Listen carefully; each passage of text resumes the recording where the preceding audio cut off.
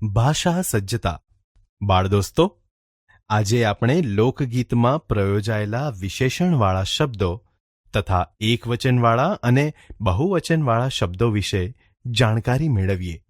સૌ પ્રથમ આપણે લોકગીતમાં પ્રયોજાયેલા વિશેષણવાળા શબ્દો વિશે જાણકારી મેળવીએ. હિંડોળો એ લોકગીત છે. લોકગીત એ કાવ્ય સાહિત્યનો જ એક પ્રકાર છે જે લોકોમાં પરંપરાગત રીતે ગવાતું ચાલ્યું આવે છે. એની ભાષા, લય અને ઢાળ વિશિષ્ટ હોય છે. બાળદોસ્તો, હવે આપણે આ લોકગીતમાં પ્રયોજાયેલા વિશેષણવાળા શબ્દો વાંચીએ અને સમજીએ. સોનાની સાંકળ, પિત્તળિયા પલાણ, રૂપાના કડલા, રાઠોડી મોજડી, કિનખાબી સુરવાલ, ચટકનતી ચાલ. બાળદોસ્તો, અહીં આપેલા સાંકળ, પલાણ, કડલા, મોજડી, સુરવાલ અને ચાલ જેવા સંજ્ઞાવાળા શબ્દોને કેવું, કેવી, કેવો વગેરે જેવા પ્રશ્નો પૂછીએ ત્યારે આપણને એના જવાબરૂપે સોનાની, પિત્તળિયા, રૂપાના, રાઠોડી, કિનખાબી અને ચટકનતી જેવા વિશેષણવાળા શબ્દો મળી જાય છે.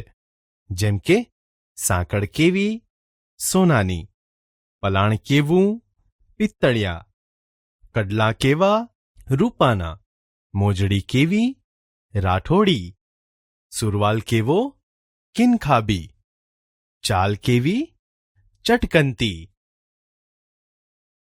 બાળદોસ્તો, હવે આપણે એકવચનવાળા અને બહુવચનવાળા શબ્દો વિશે જાણકારી મેળવીએ.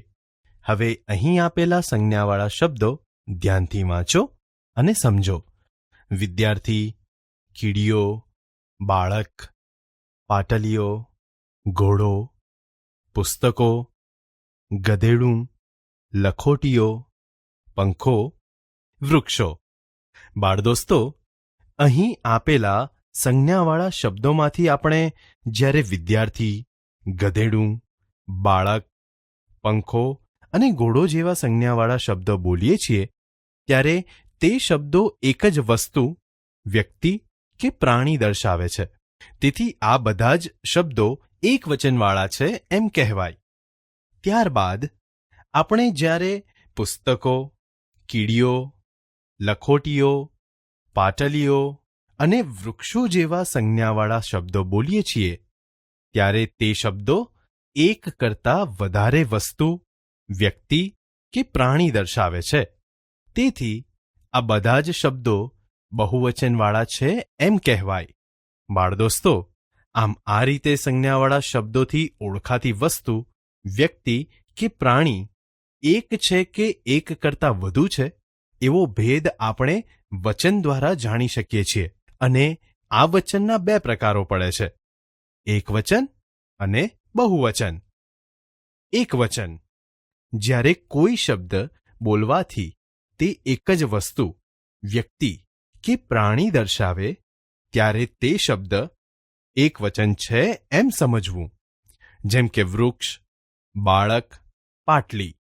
બહુવચન જ્યારે કોઈ શબ્દ બોલવાથી તે એક કરતાં વધારે વ્યક્તિ, વસ્તુ કે પ્રાણી દર્શાવે ત્યારે તે શબ્દ બહુવચન છે એમ સમજવું. જેમ કે વૃક્ષો, બાળકો અને પાટલીઓ.